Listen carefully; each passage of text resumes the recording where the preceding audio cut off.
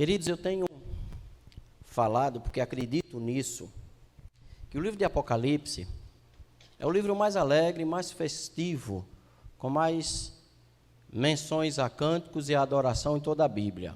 É claro que o livro de Salmos não conta, porque Salmo não é um livro, né? Salmo é uma coletânea. Então, tirando os Salmos, claro, Apocalipse é o livro mais festivo.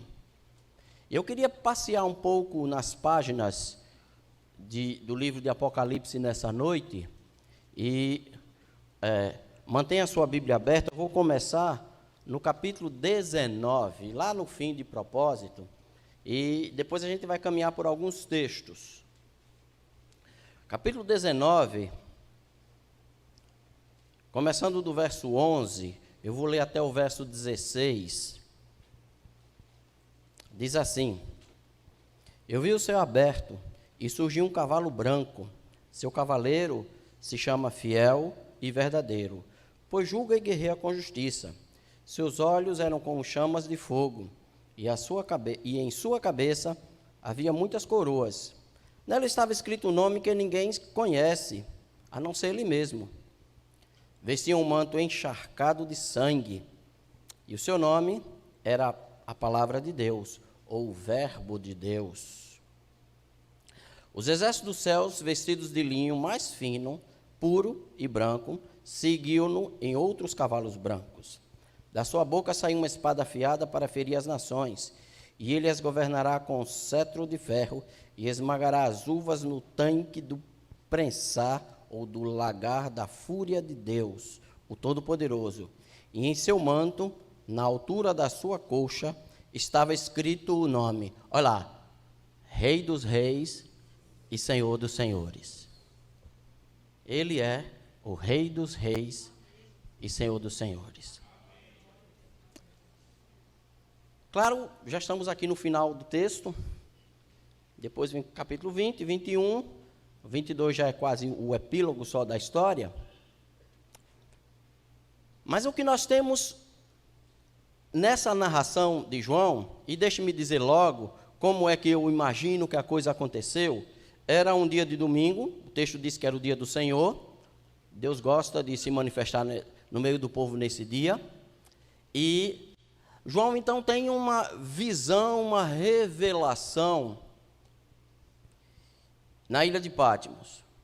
E eu imagino, o texto não dá esses detalhes, mas me dá o direito de imaginar, que João estava olhando aquilo tudo e tudo estava aparecendo para ele como uma grande visão em 3D, num holograma, mais sofisticado do que esse telefone que você tem aí na mão, viu? O seu não tem holograma em 3D não, né? O de João tinha. E ele estava olhando aquilo tudo e João estava deslumbrado com aquilo tudo.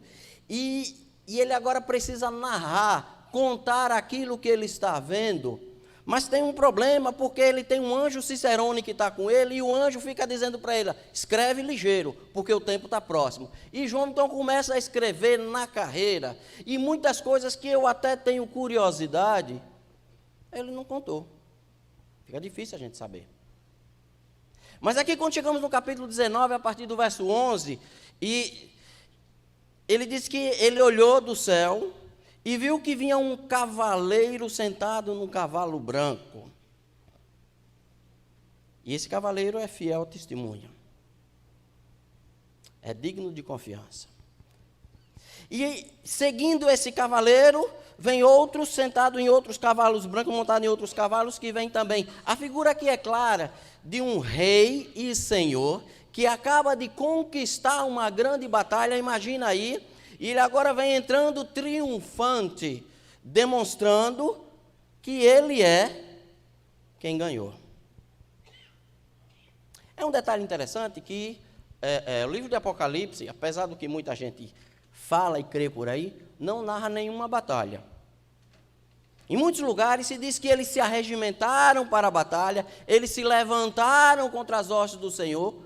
Mas Apocalipse não narra nenhuma batalha. Porque quando chegamos ao Apocalipse, as batalhas todas já foram travadas. E já foram vencidas. Porque na cruz do Calvário ele declarou, está consumado. A batalha acabou ali.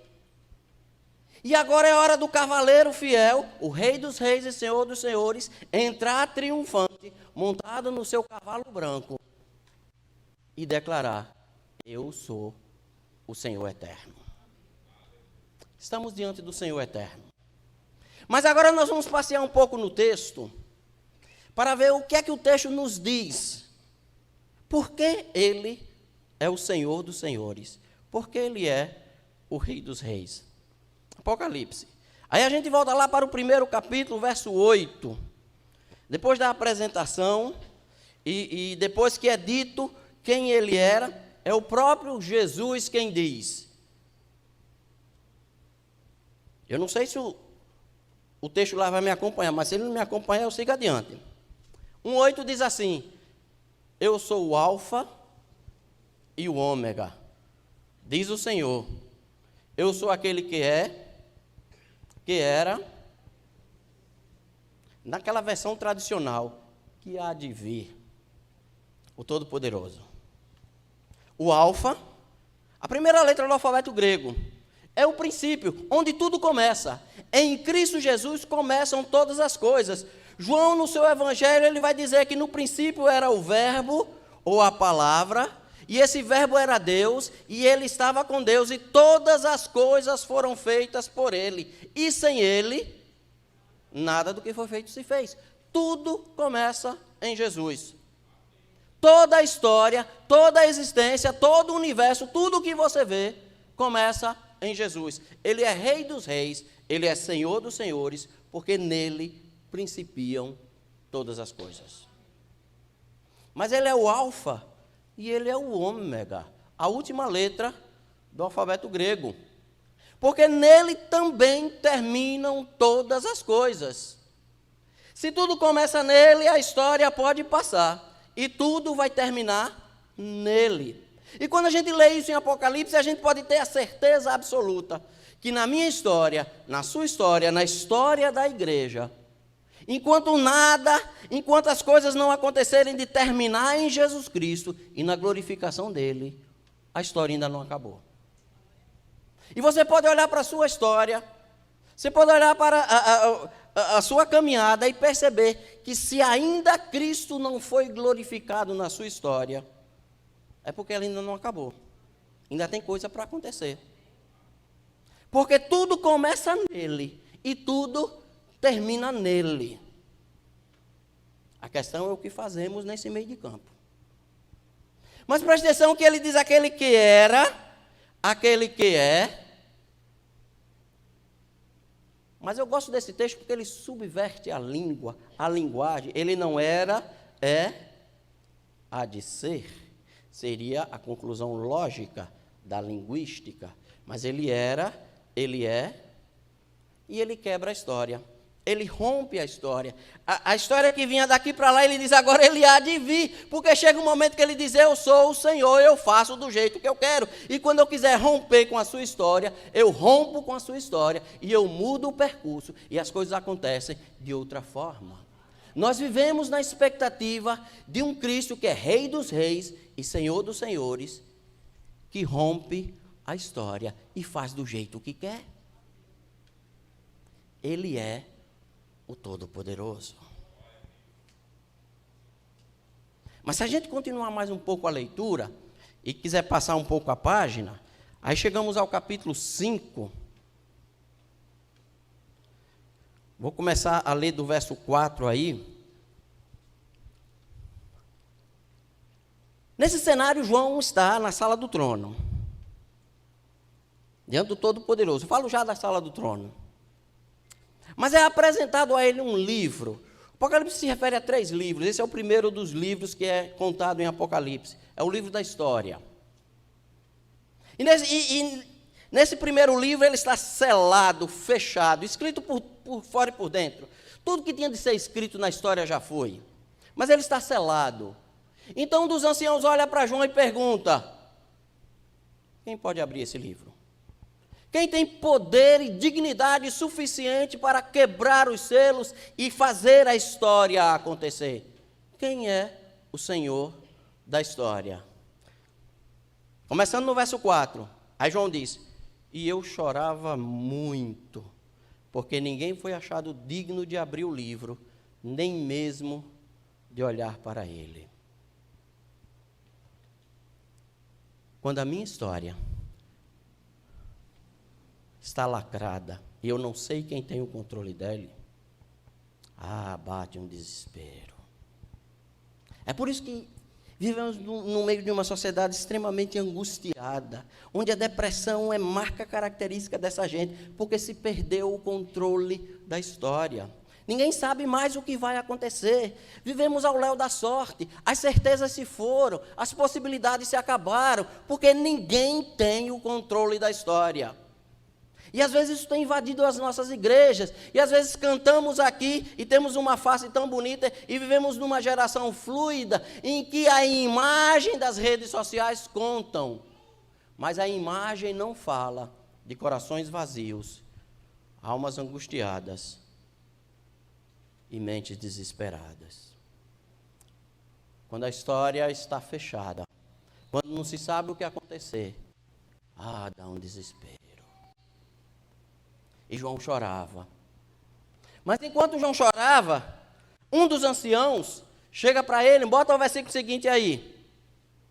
Todavia um dos anciãos lhe disse: não chores, eis que o leão da tribo de Judá, a raiz de Davi, venceu para abrir os livros e quebrar os seus 7 selos.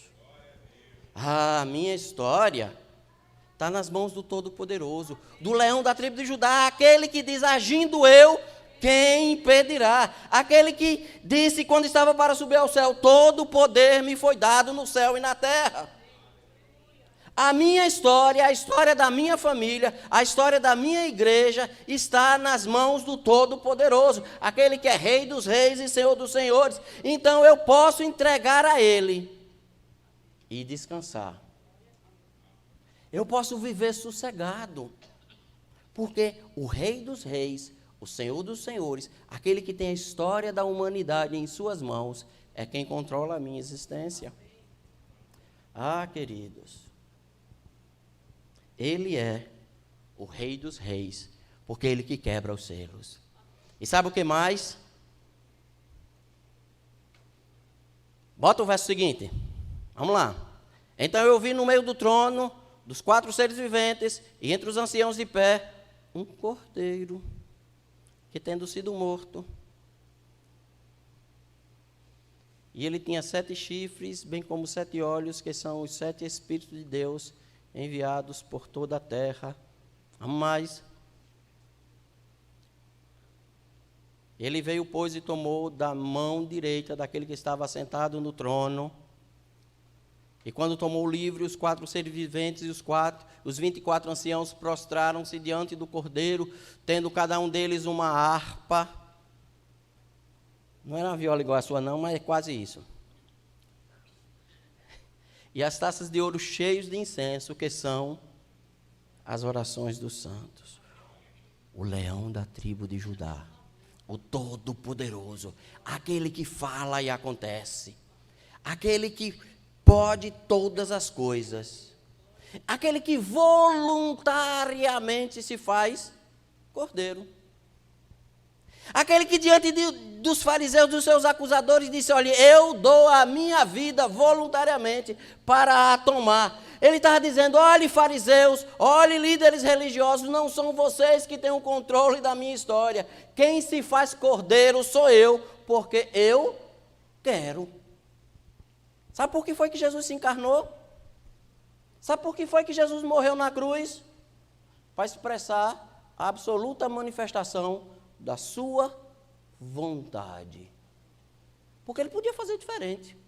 Ele é Senhor dos senhores, Ele é Rei dos reis, mas Ele quis que fosse assim.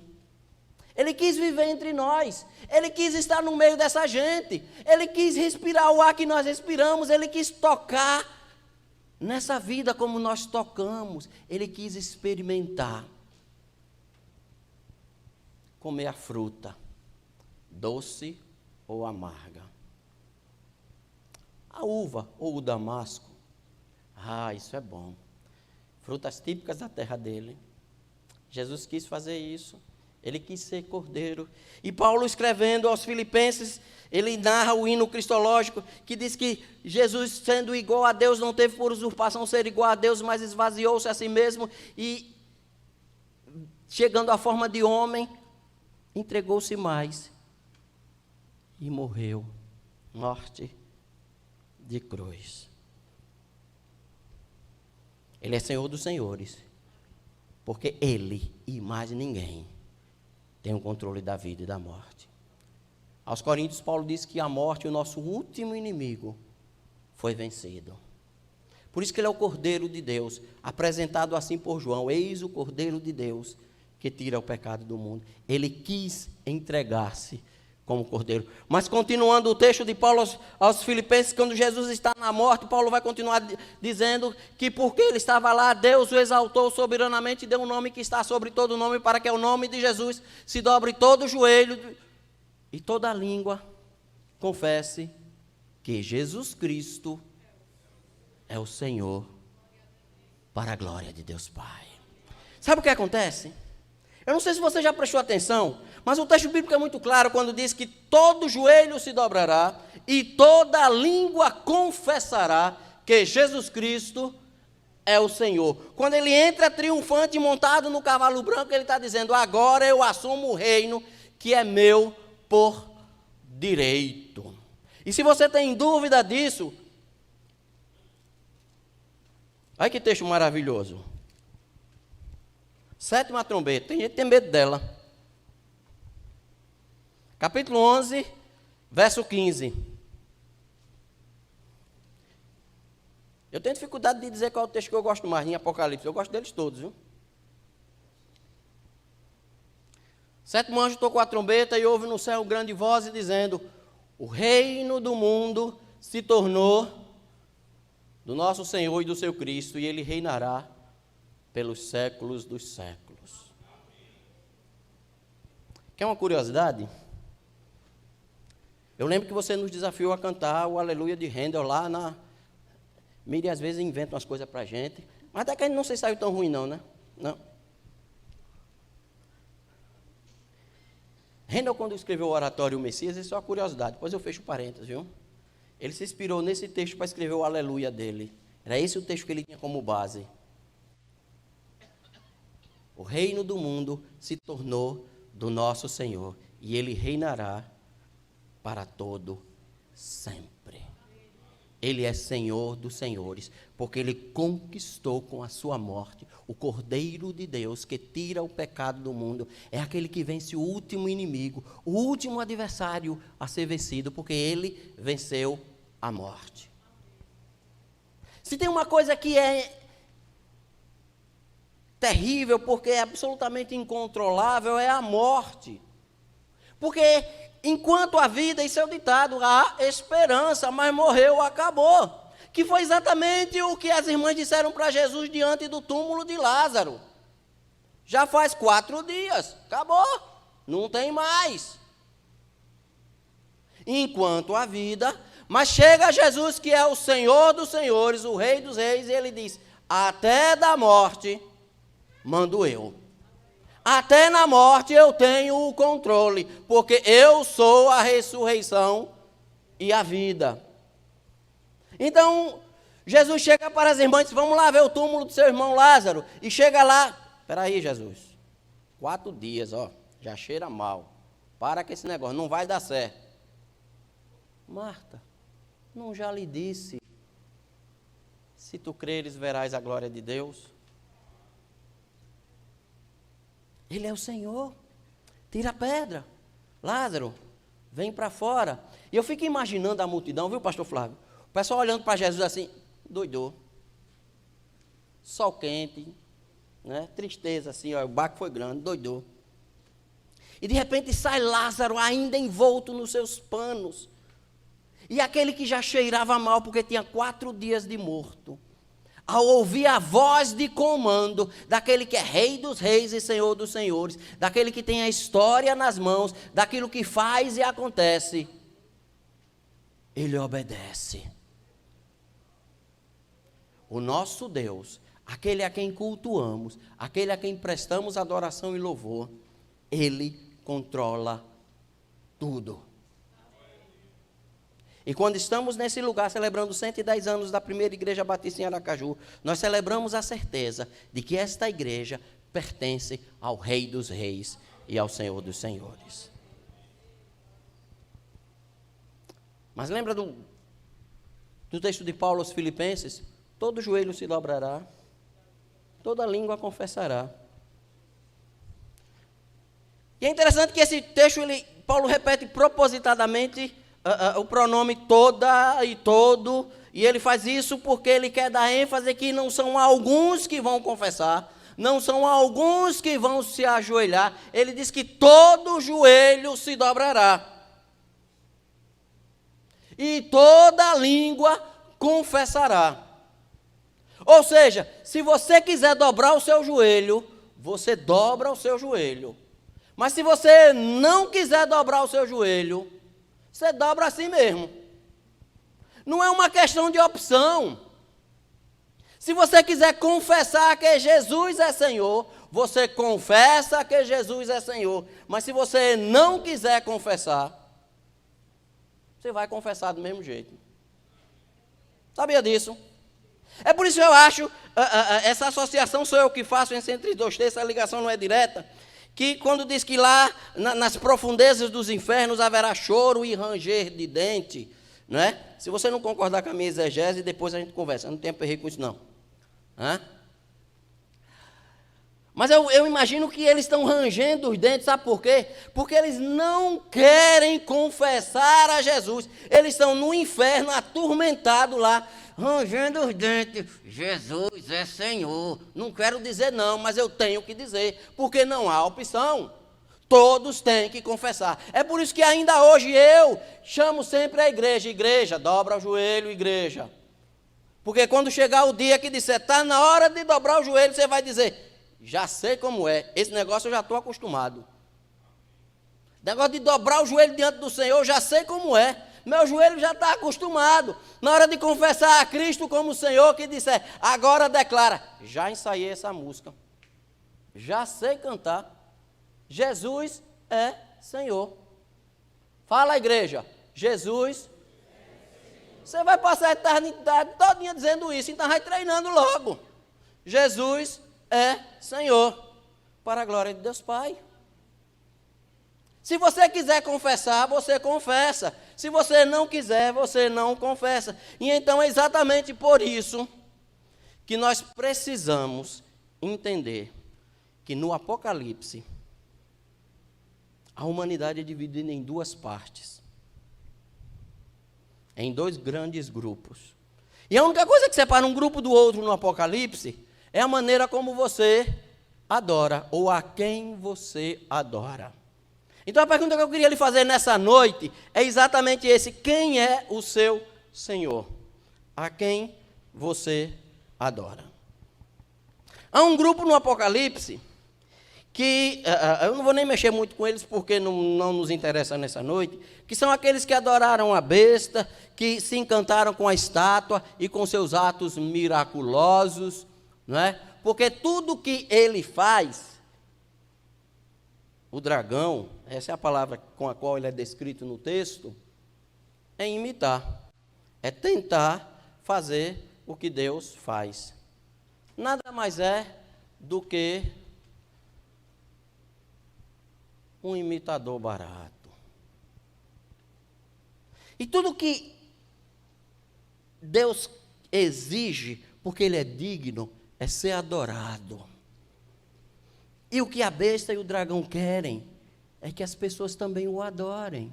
Só que alguns são seduzidos, são levados, ficam fascinados. Ainda está com o texto 19 aberto aí. Capítulo 19, ainda no verso 19, depois vi a besta e os reis da terra e os seus exércitos reunidos para lutarem contra aqueles que estavam montados no cavalo e contra o seu exército, pronto para a guerra. Verso 20, mas a besta foi aprisionada, não teve guerra.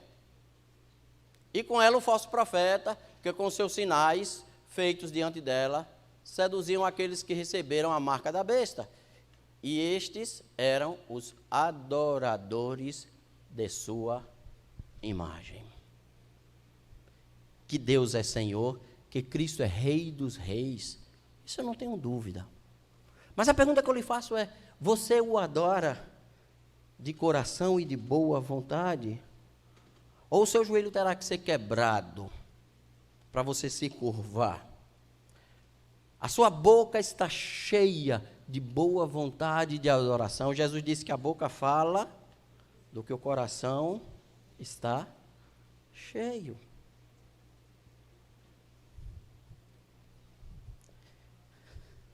Presta atenção. Quando é aberto o quinto selo, João olha e vê que debaixo do trono há uma multidão de vestes brancas. Esses são os que foram lavados. Mas tem um texto interessante, aí já é no sexto selo, deixa eu pegar aqui exatamente o versículo, é capítulo 7, versos 13 e 14, bota aí, veja que interessante, para a gente saber quem são aqueles que adoram e se curvam de boa vontade. 7, 13 e 14. Vai jogar. Isso. Um dos anciãos tomou a palavra dizendo: quem são estes? De vestes brancas. De onde vem? Imaginou a cena? O trono do Altíssimo. Debaixo do trono como um mar de vidro. E nesse mar de vidro uma multidão de gente de toda língua, povo e nação. Uma multidão que ninguém podia contar. E um dos anciãos chega para João e pergunta: quem são esses? E respondi: não sei. Então ele me disse: estes são os que vieram da grande tribulação. É porque João não era nordestino. Se fosse, teria dito: aqueles que vieram do grande aperreio. Essa palavra a gente conhece, né? É o que significa essa palavra. Aqueles que vieram de uma vida aperreada, angustiada, que sofreram, que padeceram nessa caminhada, que estiveram aqui e entenderam que nem tudo é bom por aqui, porque não é mesmo. Às vezes a gente tem ingenuidade, tem gente que prega por aí: olha, aceita Jesus que sua vida vai melhorar. Conversa! Jesus disse: no mundo tereis aflições, no mundo tereis aperreios. Cuidado! Não pense que o negócio é bom, porque não é. Jesus disse que o caminho é estreito e a porta é complicada de passar, tem que passar de jeitinho. Mas eles lavaram as suas vestes e alvejaram no sangue do Cordeiro. Quem adora a Cristo, quem adora o Rei dos Reis e Senhor dos Senhores, são aqueles que lavaram as suas vestes e as embranqueceram no sangue do Cordeiro. Aqueles que foram perdoados. Não há merecimento nenhum em mim. Eu não quero que traga de volta o que é meu. Não quero não, porque o que é meu é a condenação do pecado. O que é meu por direito é a morte. Porque o salário do pecado... Salário é aquilo que você recebe no fim do mês e acha pouco. Não conheço ninguém que chega para o patrão e diz: tá bom, não precisa mais, pode dar menos. Conhece alguém assim? Hein? Conhece alguém assim? Está satisfeito com o seu? Quer mais? Isso é salário. O salário do pecado, o que você faz por merecer, é a morte. Mas o dom gratuito de Deus é o quê? É a vida eterna em Cristo Jesus. Porque o meu pecado, a minha dívida para com Deus, foi cravada na cruz do Calvário. E o Cordeiro de Deus, aquele que é Senhor dos senhores e Rei dos reis, e se fez Cordeiro pela sua vontade, ele levou o meu pecado. E eu agora posso confessar a sua soberania e o seu senhorio, porque o meu pecado foi lavado, e eu agora tenho acesso ao trono da graça. E quando eu leio esse texto, eu costumo imaginar que no meio daquela multidão estava eu ali. O negócio é que João não me conhecia, né? Então ele olhou para mim e não sabia que eu era eu. É claro, mas João viveu há 2000 anos atrás. E ali estão todos os seres humanos da história. E eu estou lá, porque o meu pecado foi lavado, não há merecimento algum, não há nada que eu tenha feito. E às vezes as pessoas perguntam, você tem certeza que vai para o céu? Eu tenho. E você é melhor do que os outros? Não, pelo contrário, eu sou a pior das criaturas. Paulo, que era Paulo, dizia que era o pior, imagine eu que sou pior que ele. É que não tem negócio mesmo. Mas graças a Deus que nos dá a vitória, porque Ele nos resgatou do reino das trevas e nos transportou para o reino do Filho do seu amor, porque Ele é o Rei dos reis e Ele é o Senhor dos senhores. E Ele lavou o nosso pecado. E agora, com o seu sangue. Mas nesse texto, é daqueles poucos textos em Apocalipse. Apocalipse, como eu disse, é um texto na carreira. João está... Tem horas que eu imagino que João está cansado, porque tem que correr, tem que contar tudo.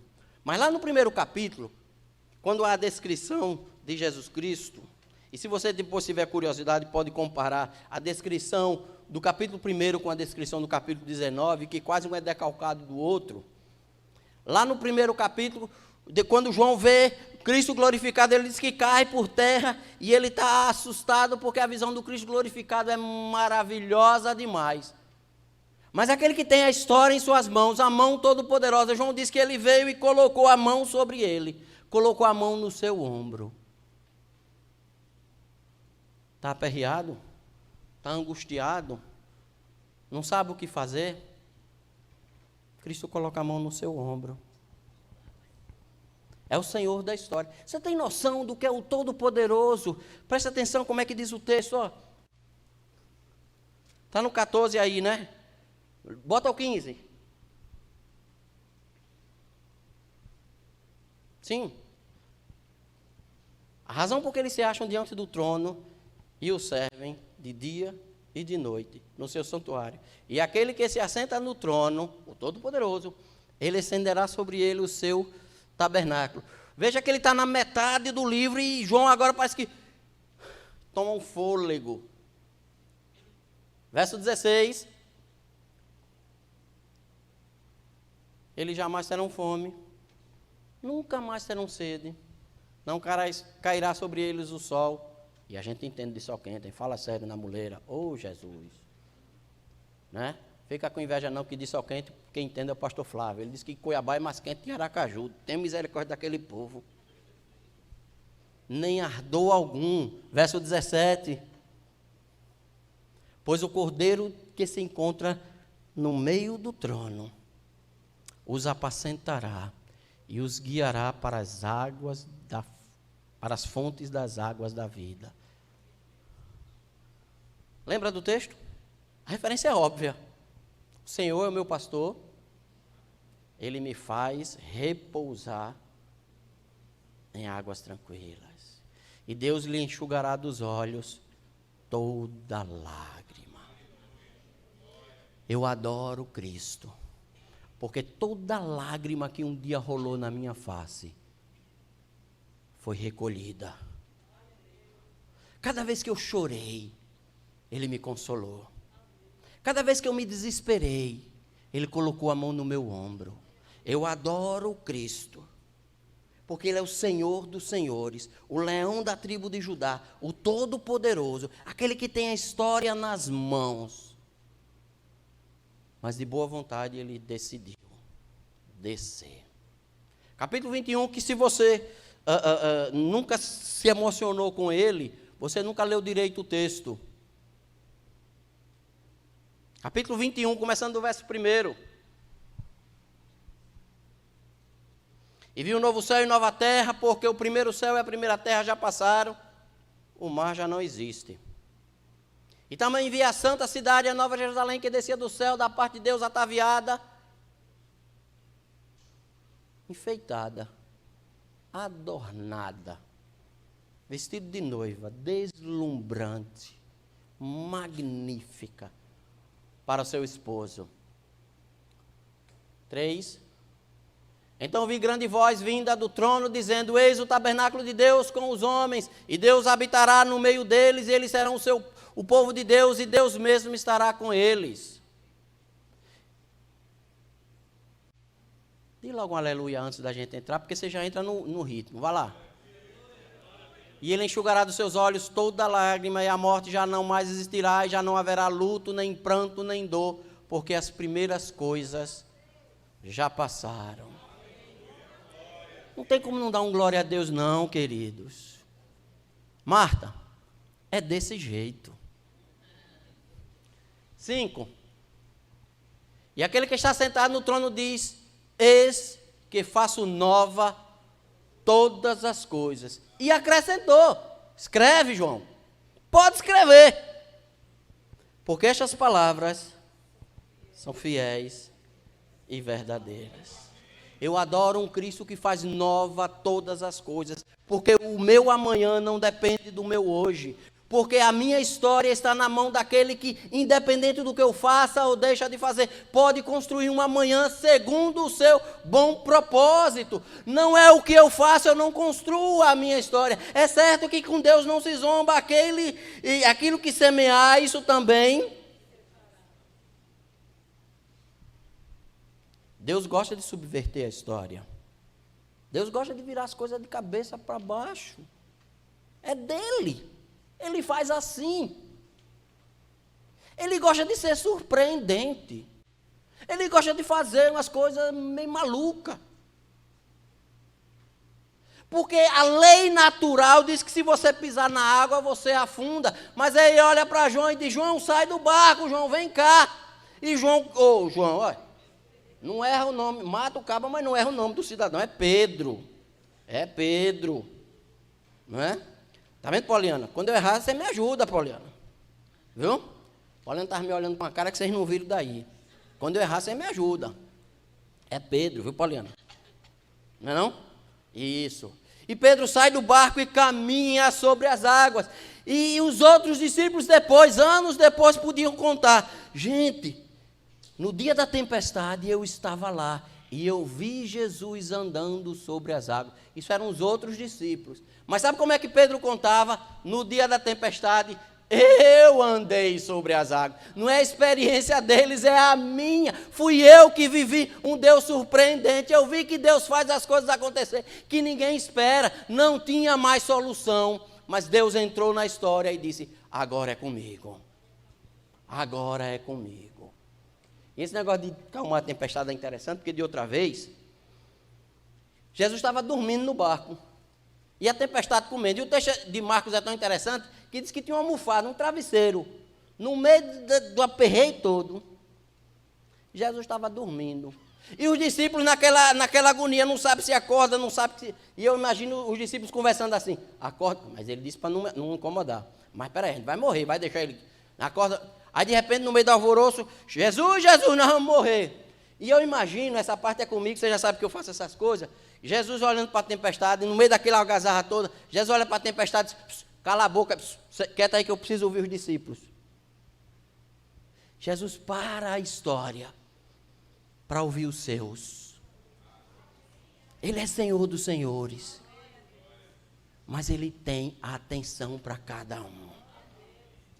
E Ele faz nova, surpreendente, inesperada todas as coisas. É por isso que eu o adoro. Eu não sei o que virá. Não sei mesmo. Mas não estou preocupado, porque o que virá está nas mãos daquele que era, que é e virá. E Ele enxugará dos meus olhos toda lágrima. Mas tem mais um texto que eu quero ler antes de encerrar. Volta lá para o capítulo 4. O capítulo 4 é aquela visão. O capítulo 1 é a visão inaugural, em que que João conta com detalhes quem é o glorificado Todo-Poderoso. Nos capítulos 2 e 3 são as cartas. Mas quando chega no capítulo 4, é aquele apocalipse que a gente está acostumado, viu, Claudemir? É o capítulo 4. Mas começa assim: então, quando olhei e vi uma porta aberta no céu, e a mesma voz que tinha falado comigo, com o toque da trombeta, e disse: sobe para cá, e eu lhe mostrarei o que acontecerá depois dessas coisas. Na sala do trono, que é onde João é levado de modo espiritual, ao trono principal, onde o Todo-Poderoso está sentado, Na sua frente, há 4 seres viventes. Está imaginando aí? Deus lhe deu criatividade, foi para isso, viu? Gasta ela. Sentado no trono, 4 seres viventes, 24 anciãos. Matemática fácil, 12 de cada lado, né? Além deles, uma multidão de anjos.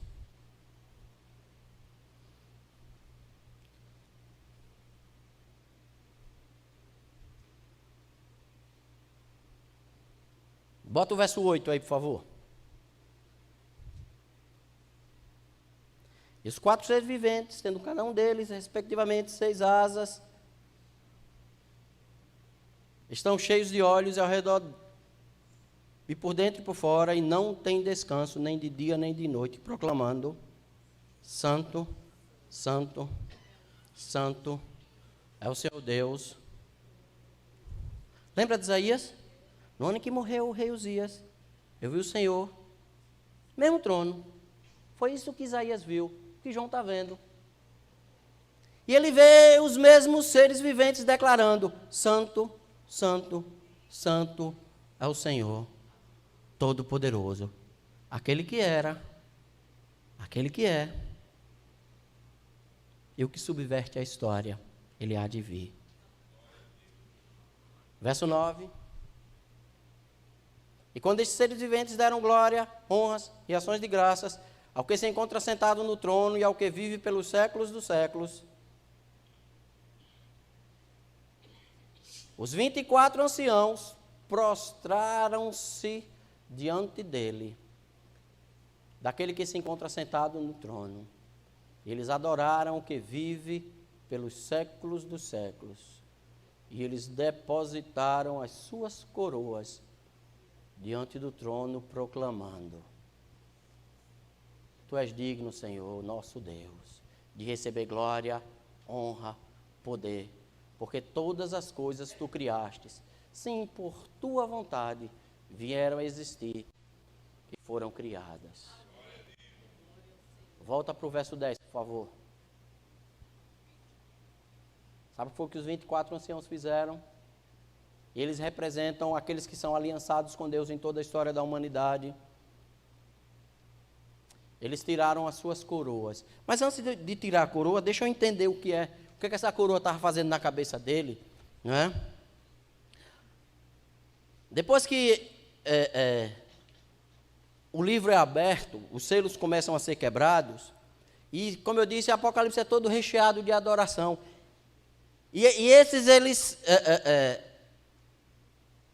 aqueles que tinham a harpa e tocavam, no capítulo 5, eles declaram: Tu és digno de receber o livro, de abrir os selos e de ler, porque foste sacrificado e com o teu sangue compraste para Deus pessoas de toda tribo, língua, povo e nação. Isso a gente já leu e eu reli de propósito.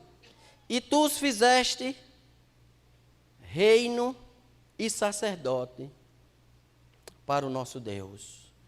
Ele é o Rei dos Reis e Ele nos fez também reis ao seu lado. Deus, na sua vontade, o Cordeiro, na sua soberania, nos fez para reinar sobre as nações.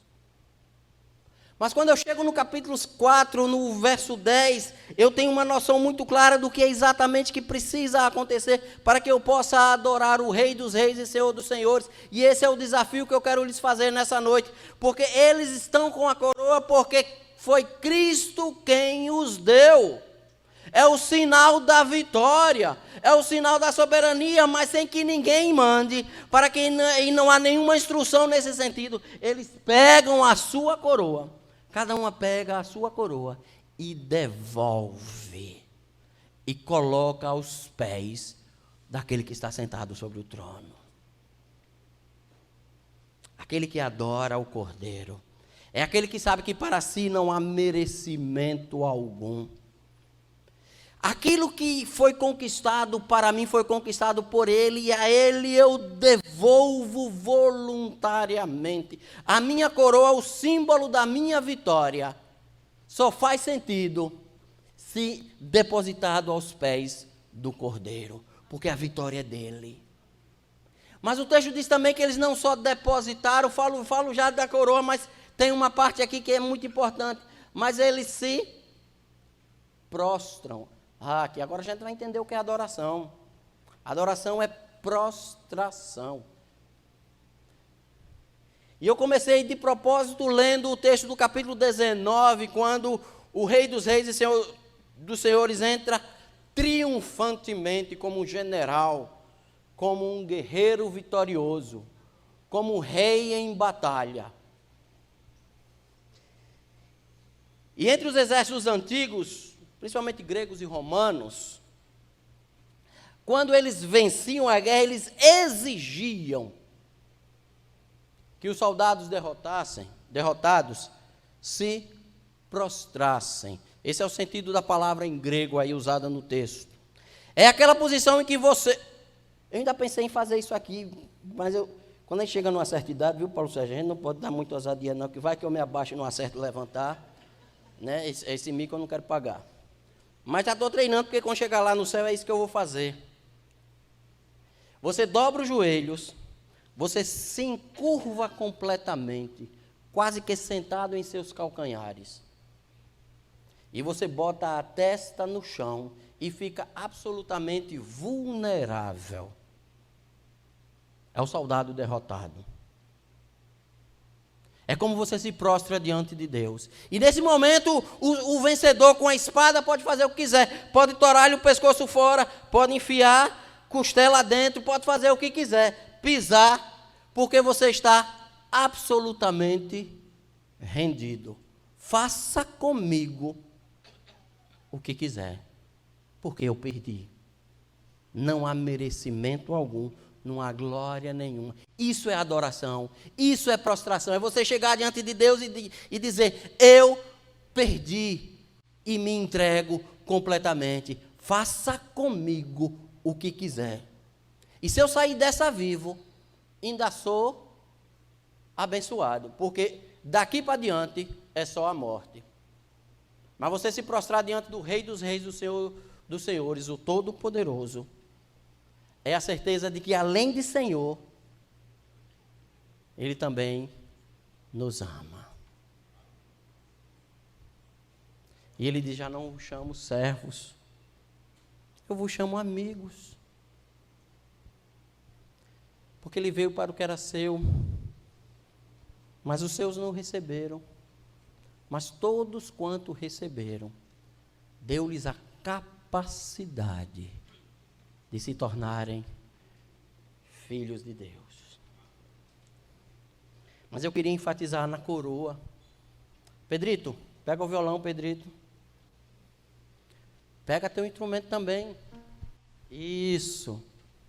Nossos irmãos luteranos do Rio Grande do Sul nos legaram uma canção belíssima, a único que é digno. E é exatamente esse texto. E o refrão diz: coroamos a ti. Ou seja, eu tiro a minha coroa e te entrego. Quando você declara coroamos a ti, você está dizendo: eu entrego a minha coroa. Ela não é minha. Eu sei que no teu amor, meu Pai, tu me deste todas as glórias. Mas o que é que eu posso dar em troca, a não ser te glorificar? Vamos lá, Pedrito. O único que é digno. Feche os seus olhos, cante, a letra é bem conhecida. A honra e a glória, a força e o poder. Fique em pé, igreja. Ao Rei eterno, imortal, invisível, mais real, a Ele ministramos o louvor. Vamos começar de novo. Ao único que é digno. Lindo esse violino, Lícia. Louve ao Senhor com a sua arte. A honra e a glória, a força e o poder, ao Rei eterno, imortal, imortal, invisível, mas real, a Ele coroamos. Vamos, tire a coroa da sua cabeça e entregue agora. Coroamos.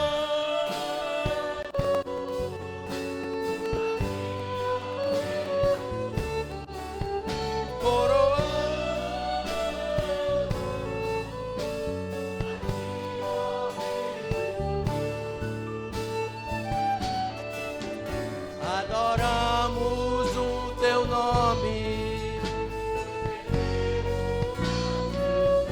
oh glória, consagramos todo o nome. Vamos lá, Pedrito, coroamos. Bem forte, igreja. Entregue ao Senhor agora. Tudo a Ele, porque tudo pertence a Ele, a coroa é dele. Tire da sua cabeça a arrogância, a prepotência. Humilhe-se, quebre-se diante dele agora, igreja. Reconheça que Ele é Senhor da sua vida. Nos rendemos aos teus pés.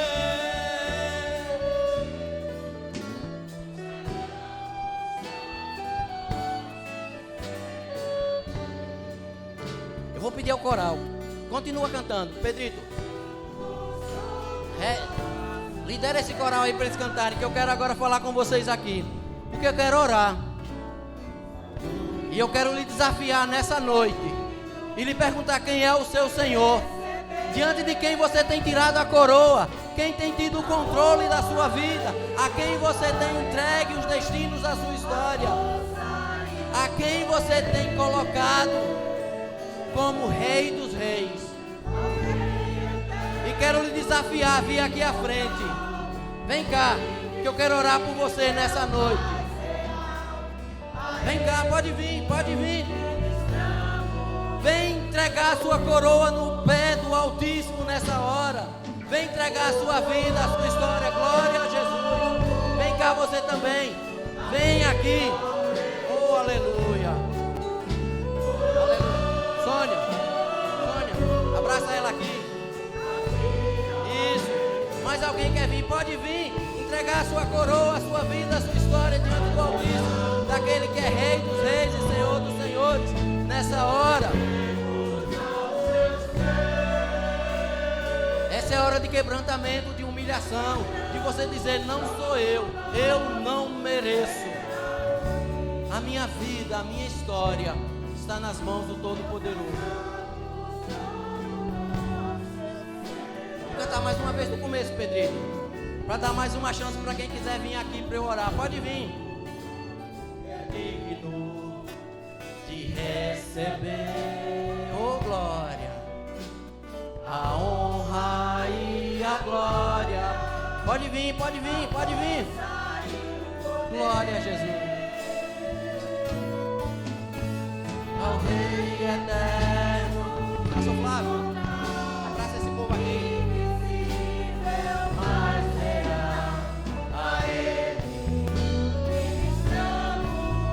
Coroamos com força.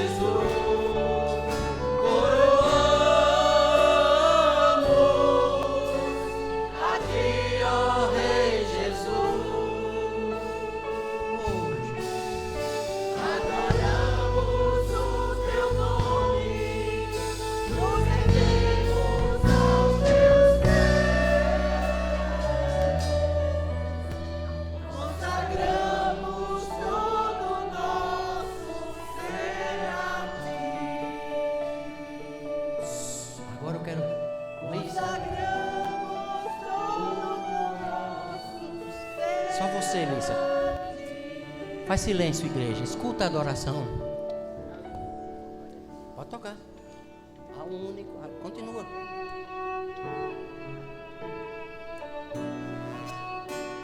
Deixa o Espírito caminhar pelo meio da igreja.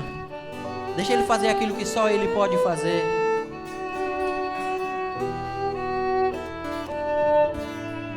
Mesmo que você não tenha vindo aqui à frente, mas essa é hora de dedicação, é hora do desafio, é hora de você entregar a sua coroa. Coroamos a Ti, ó Rei Jesus.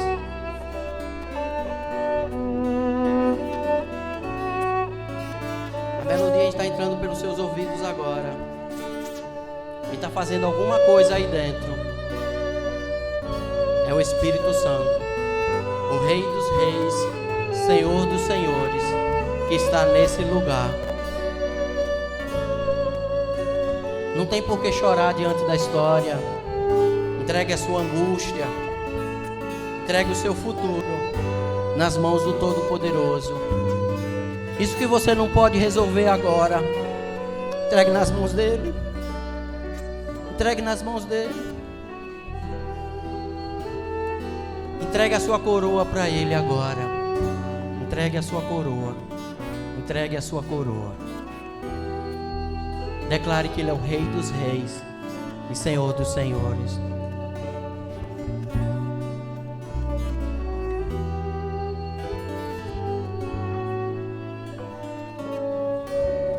Pastor Paulo Sérgio, sobe aqui, por favor. Pode continuar em adoração. Você já conhece o pastor Paulo Sérgio, não precisa nem olhar para ele. Ele vai orar por vocês nessa hora. Oremos. Obrigado, Senhor. O Senhor tem nas suas mãos o livro da história das nossas vidas. E o Senhor é digno de abrir esse livro e conhece a nossa vida por inteiro. Nada lhe é oculto.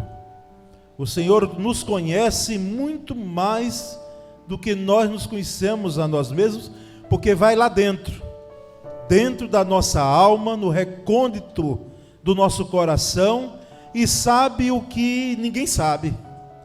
Portanto, ó Deus, há um Senhor, Rei dos Reis e Senhor dos Senhores, tão poderoso, tão cheio de graça, tão cheio de honra, de glória, e que merece todo louvor. Nós nos rendemos a Ti, Senhor. Nós nos lançamos, nós tiramos agora, porque não temos mérito algum.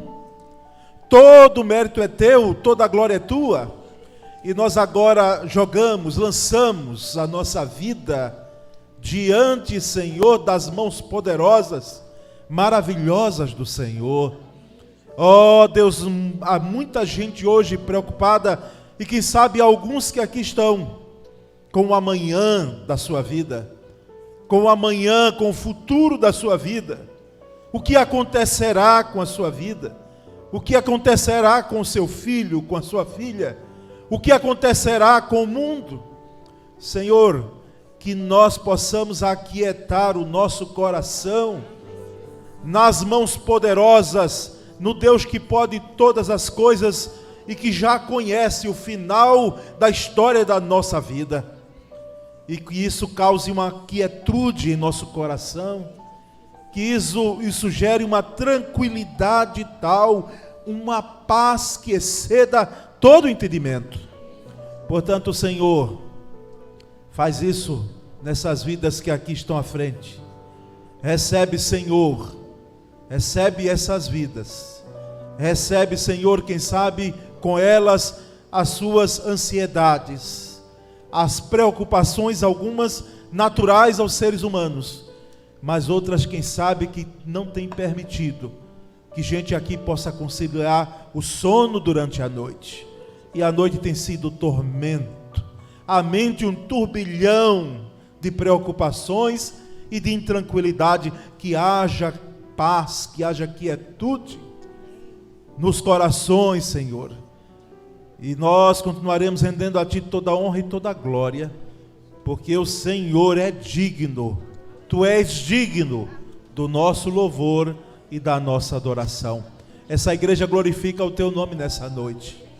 Quando chegamos ao último domingo de celebração desses 110 anos, desse mês tão importante para nós, nós rendemos a Ti, Senhor, toda a honra e glória, porque o Senhor é digno de receber o louvor, a honra e toda a glória. Nós oramos em o nome de Jesus Cristo. Amém.